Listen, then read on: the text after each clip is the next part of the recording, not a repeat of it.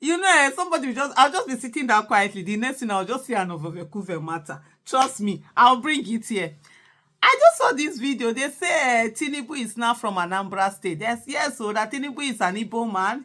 His father is Igbo. His mother is Oshun. They met in Lagos. They gave birth to him. And then that is why Igbo people are not suffering with this whole economy. That everybody is suffering. According to the people that I were interviewed, that Igbos are, Yorubas are suffering, Hausas are suffering, but Igbos are not suffering. This Tinubu hash this thing. They are thriving. They are this. They are hey.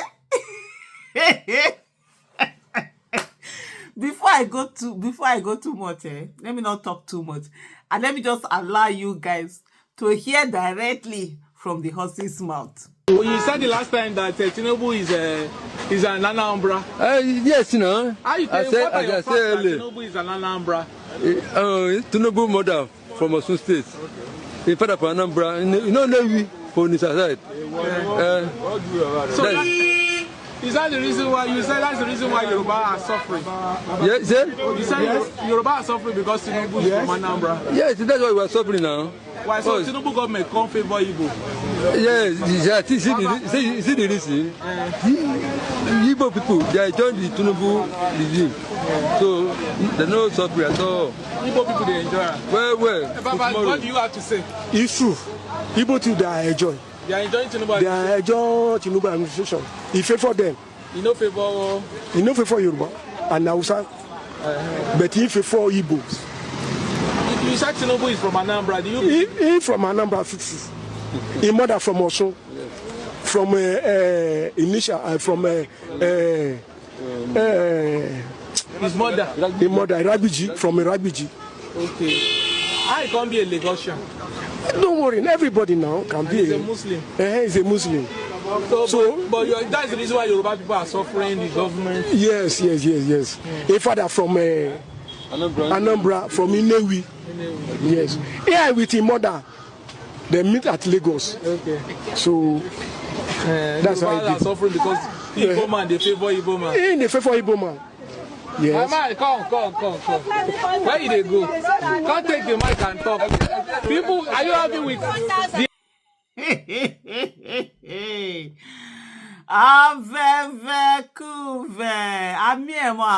They see things for this world. Honestly, I think we need to get to a place in Nigeria where we'll just say, let Igbo breathe. Please, let Igbo people breathe. You said their person was running. You said that an Igbo man cannot be president. And you said it's a Miloko. It's your turn. Now, it's your turn to suffer. Suffer the suffer alone. Leave Igbo people alone. Let them do their thing. I remember doing a video when, you know, there was this whole thing during that campaign. Crazy things happening. How Igbos this, how some people were coming at Igbo people, denigrating them, all sorts of things. And I did a video, and I'll put an excerpt some of the things I said in that video. I said, look, if there's one tribe that can withstand whatever suffering Nigeria has to give, is the Igbo people. Because they've gone through so much. Do you know what it is? That Biafra war, do you know what it is? Igbos were not just fighting the other part of Nigeria. No, it wasn't. They were fighting literally the Western world.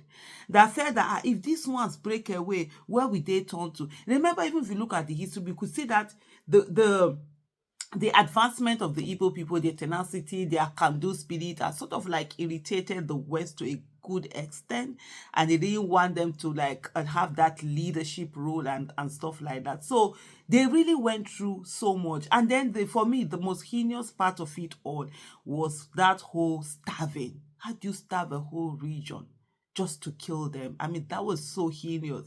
They withstood that.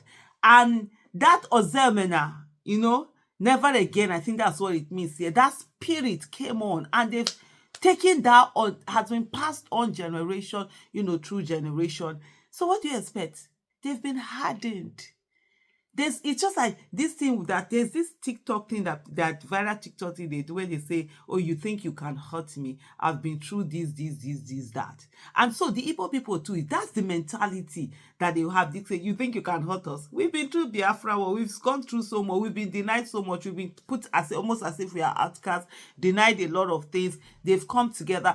Even for me, maybe because I grew up reading a lot of Igbo stories. Most of the authors I read were Igbo. So like the childhood, I have this like a childhood of Igbo and everything.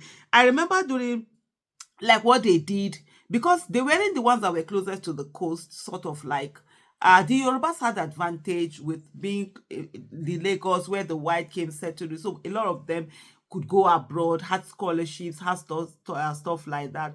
The Hausas weren't much into that. But you could see where the Igbos were like, they started donating towns and literally donate money to send their own abroad, to send their, to be able to get themselves, to that educational place and stuff like that. So these are people that have learned what it is to thrive on their own without depending on an outside system. And then you think that you're going to come in and any suffering, you're mocking them that they are going to suffer, you will not give them president, and chop the presidency now. Why not they complain for our ears?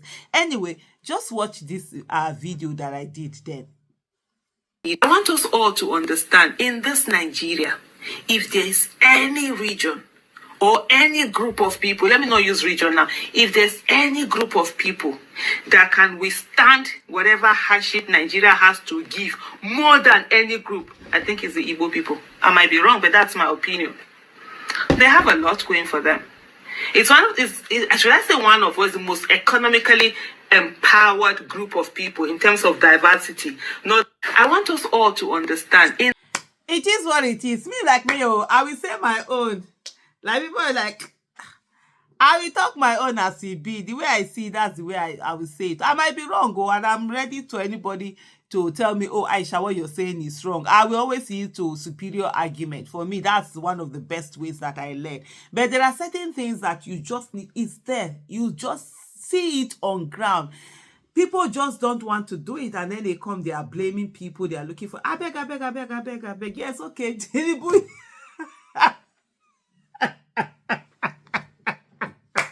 Tinubu is now from Anambra State. On a serious note, hey, on